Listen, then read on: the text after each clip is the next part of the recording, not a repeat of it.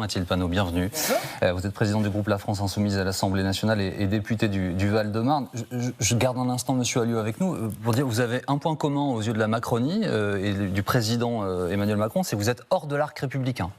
Eh bien, je crois que c'est quelque chose d'irresponsable, comme le fait souvent ce président de la République qui apparaît de plus en plus pyromane. Et ce qu'on voit depuis l'arrivée au pouvoir d'Emmanuel Macron, c'est qu'il n'a eu de cesse de faire monter l'extrême droite, notamment parce qu'il utilise les mêmes mots que l'extrême droite et qu'il va même jusqu'à voter une ignoble loi immigration dans laquelle non seulement il y a des points de programme du Rassemblement national de Jean-Marie Le Pen, mais en plus de cela, elle a été adoptée avec les voix du Rassemblement national, ce qui est inédit dans la Ve République. Un dernier mot, monsieur Alliot. Vous avez un message pour Mathilde Panot et pour LFI elle est avec nous sur ce plateau ? Non, moi je n'ai aucun message, mais je remarque que systématiquement, quand il s'est agi de sauver M. Macron, ils ont toujours répondu présent, et donc ils sont en partie co-responsables du bilan que M. Macron a de notre gouvernement et de cette démocratie. Et vous voulez raconter vos votes où vous avez permis de faire en sorte qu'on ne rétablisse pas l'impôt de solidarité sur la fortune, augmenter les salaires, où vous avez toujours voté avec la Macronie ? À l'Élysée. Merci Monsieur Alliot d'avoir été avec nous. En fait, vous vous reprochez la même chose.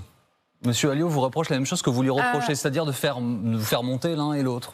De jouer l'un et l'autre non, le camp opposé. Je crois qu'au contraire, et d'ailleurs, c'est pas juste moi qui le dis, c'est un politologue qui le disait encore hier sur des plateaux, je crois que depuis 2002, beaucoup de forces politiques, notamment Emmanuel Macron, essayent d'être contre Marine Le Pen au second tour pour en quelque sorte gagner d'office le second tour de l'élection présidentielle.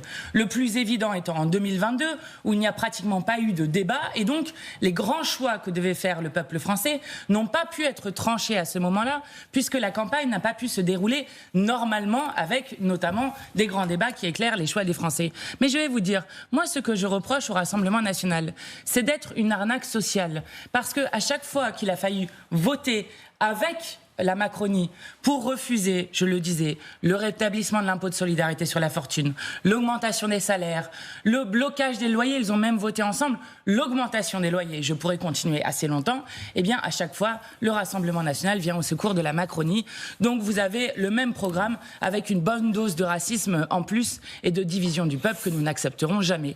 Et vous voyez, nous portons tous des triangles rouges, nous. Ouais. Qui sont les symboles antifascistes, je le rappelle, puisque c'était ce que les nazis mettaient sur les prisonniers politiques dans les camps, avec des triangles qui représentent notamment aussi un symbole ouvrier qui a été porté le 1er mai. Donc nous lutterons toujours contre le fascisme et nous n'abandonnons pas le pays au racisme. Non mais comparaison n'est pas raison, vous n'allez pas vous les traitez de fachos, de nazis ? Vous savez par qui a été fondé... Non, eux, là, les gens, Louis Alliot, par exemple, là, les gens que vous avez entendus... Mais c'est un parti qui a été fondé par des Waffen-SS, oui. Personnellement, ce sont des nazis ? Mais oui, enfin non, pas des nazis, mais c'est ce que vous dites. Sont des gens qui sont issus de la tradition du fascisme, bien sûr. Je propose d'écouter François Ruffin, Madame Panot. Il était donc hier en direct de Picardie, élu Picardie Debout, membre du mouvement auquel vous appartenez, à l'Assemblée nationale, il vote à vos côtés. Lui, il appelle à un sursaut à gauche, écoutez. Il n'y a plus qu'une seule chose qui peut faire front au Rassemblement national, c'est la gauche, ma famille. Qu'est-ce qu'on veut faire ? Est-ce qu'on veut gagner ensemble ou est-ce qu'on veut perdre séparés ? Il faut arrêter les conneries, il faut se dire qu'on est tous unis. Pourquoi ? Parce que la gauche, c'est la gauche ensemble qui a combattu la retraite à 64 ans. Je veux qu'on gagne. Et là, je voudrais que la gauche, elle conjugue le verbe gagner plutôt que de conjuguer les égos et les logos en se demandant comment on va faire notre tambouille, quoi. C'est un coup de gueule. C'est un appel aussi puissant à se rassembler, en fait, Mathilde Panot. Mais sur lequel nous appelons depuis longtemps. Il ne vous a pas échappé que nous avons fait une très courte campagne européenne, contrairement à la tradition que nous, insoumis, avons, pour faire en sorte de pouvoir convaincre le maximum de monde d'avoir justement des campagnes longues. Pourquoi ? Parce que nous avons jusqu'au dernier moment tenté d'avoir une liste unique de la NUPES.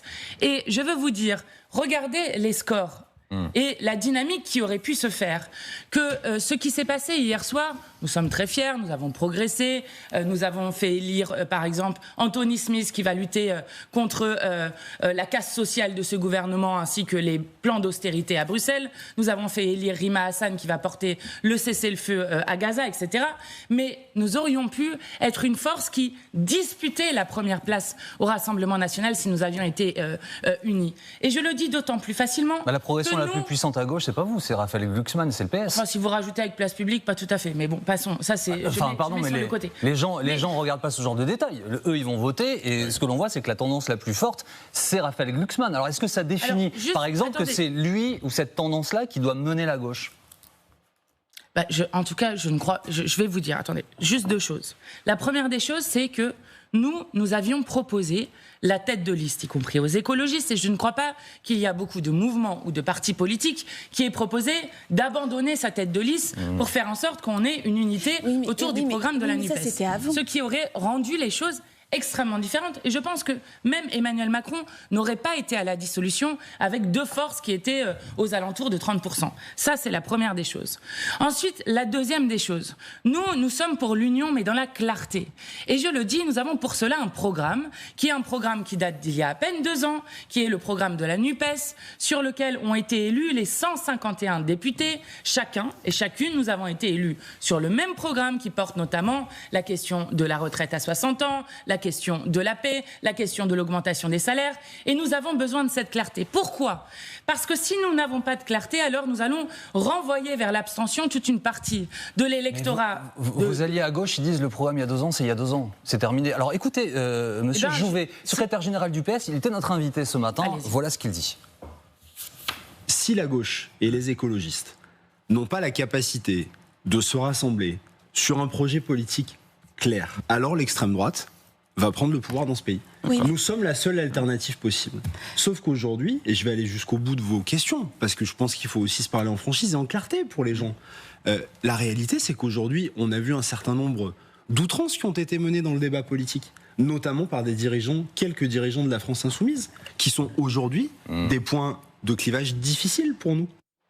Qu'est-ce que vous répondez à ça, Madame Panot ? Écoutez, nous avons 151 députés qui ont été élus sur le même programme. Je ne crois pas que 2 ans après, ce programme soit périmé. Je vais même aller plus loin. Non mais pardonnez-moi, vous contournez la question, parce que là Monsieur Jouvet ne vous parle pas du programme. Là, à l'instant, il parle des outrances. C'était pas il y a 2 ans. Il parle de cette campagne-là.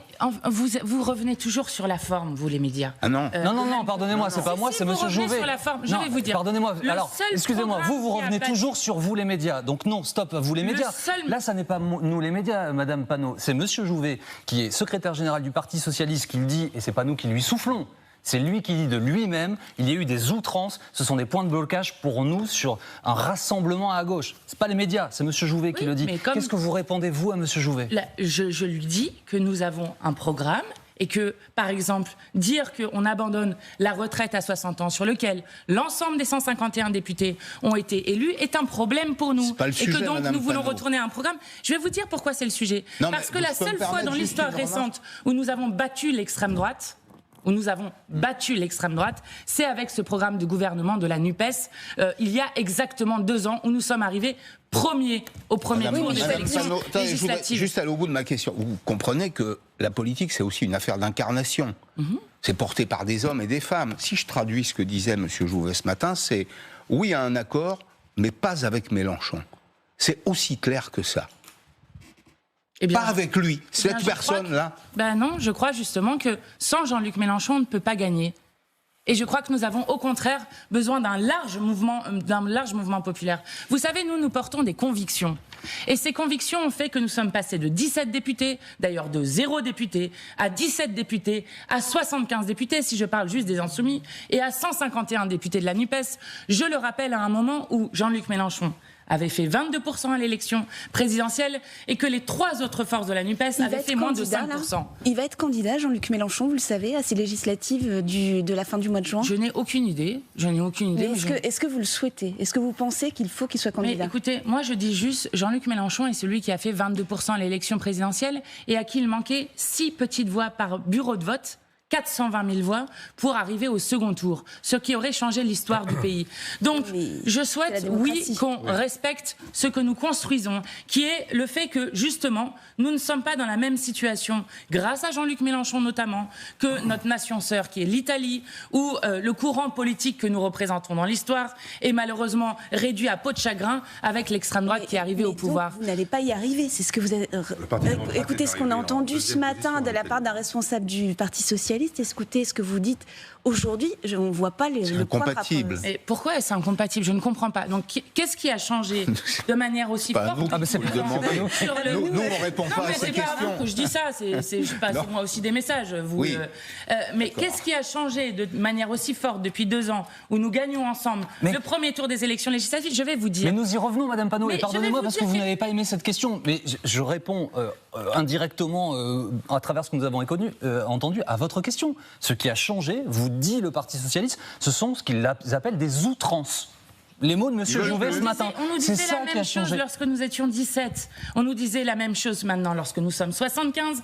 Donc mais ça semble indépassable. Je vais vous dire pourquoi c'est important, l'alliance programmatique. Pourquoi c'est important de se baser sur un programme. Non seulement parce que sinon vous renvoyez dans le dégoût toute une partie des gens, et donc dans l'abstention toute une partie des gens, dont nous avons impérativement besoin pour gagner. Ça, c'est la première des choses. Et la deuxième chose, c'est qu'il faut être sérieux. La dernière fois, on a dit on va gouverner ensemble. Là, ce dont il s'agit aussi, c'est de savoir quel serait un programme de gouvernement que nous porterions ensemble. Ce n'est pas juste élire des députés dont nous parlons dans la dissolution actuelle. Est-ce que ce ne sont pas des sujets fondamentaux, Madame Panot, pour la gauche Non, mais excusez-moi, si je peux terminer ma question.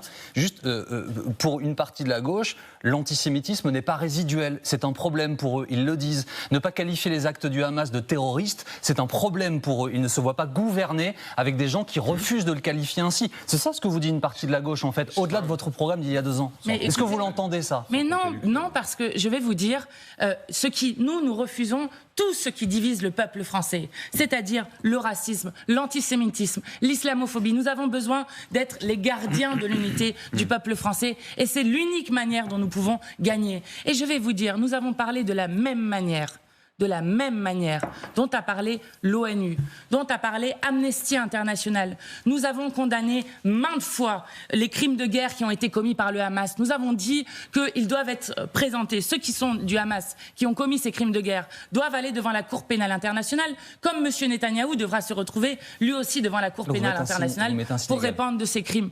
Mais écoutez, qu'est-ce que ça veut dire en fait ? Pourquoi en fait vous faites cette question-là? Mais moi, pourquoi je pose cette question? Parce que ce qu'on essaie de comprendre ce matin, c'est que si la gauche peut se rassembler, si la gauche peut aller ensemble aux élections législatives, et au sein même de votre ils sont pour le cessez-le-feu à Gaza. Au sein même de votre famille politique, Madame Panot. Des armes. Est-ce qu'ils sont pour la reconnaissance de l'État de Palestine? Voilà les questions que nous devons poser. Oui, nous au pouvoir, nous reconnaîtrons l'État de Palestine, et je crois que les autres sont d'accord avec cela. Mais il faut une forme de clarté dans ce que nous portons. Je crois qu'ils sont clairs sur le fond, c'est aussi la façon de poser les problèmes. Vous êtes dans la conflictualité, c'est un choix. Vous voyez bien qu'aujourd'hui, l'alliance, elle repose aussi sur une espèce de connivence politique qui n'existe plus, même si vous pouvez avoir d'ailleurs des positions communes sur certains sujets. Il y en a d'autres sur lesquels vous êtes totalement opposés, mais là, vous pouvez avoir des positions communes. Les hommes et les femmes font la politique, c'est comme ça depuis toujours. Oui, et ça ne se fait pas que par les appareils politiques. Ça se fait par des... par des femmes et des hommes, vous avez complètement raison. C'est incarné par des femmes et des hommes. Là, il y a un problème psychologique. Disons-le clairement. Écoutez, si vous en arrivez à ce niveau-là du débat, moi je ne peux plus rien faire pour ça. Qu'est-ce que ça veut dire un problème psychologique? Moi non plus. Vous le voyez bien quand il y a un représentant. Vous pouvez pas dire ça. Excusez-moi, mais quand même, nous avons fait 22% à l'élection présidentielle. Vous n'allez pas commencer à nous expliquer que les gens ont un problème psychologique de voter pour nous. J'explique rien, moi. J'écoute ce que j'ai entendu ce matin. Vous savez, on invente rien. Il n'a pas dit qu'il y a un problème psychologique les gens qui votaient pour vous. Il a dit qu'il y a un problème psychologique sur la compatibilité des hommes et des femmes. Oui, entre vous. Oui, bien sûr. D'accord, ok. J'ai pas du tout compris ce que vous avez dit. Pardon. Je pensais que vous m'expliquiez que j'avais un problème. C'est ça que je fais la traduction, je parle le péri couramment. Non, pardon. Si je me suis mal exprimé, je vous prie de m'excuser. Mais vous voyez ce que je veux dire. Il y a des problèmes de rapport psychologique entre vous. Mais vous savez, on ne parle pas de bonne entente entre nous. c'est pas la question qui est posée. Et je crois que quand on parle de l'extrême droite, de ce que ça veut dire si l'extrême droite prend le pouvoir un jour chez nous, de ce que ça veut dire, je prends un exemple tout simple. Par exemple, pour les enfants de l'aide sociale à l'enfance ou dans les départements où, par exemple, le Rassemblement national a pris ces départements, ils refusent de respecter la Convention internationale des droits de l'enfant et de s'occuper de ceux qu'on appelle les mineurs non accompagnés. Eh bien, je vais vous dire, la responsabilité, ce n'est pas une psychologie de bien s'aimer entre nous ou pas.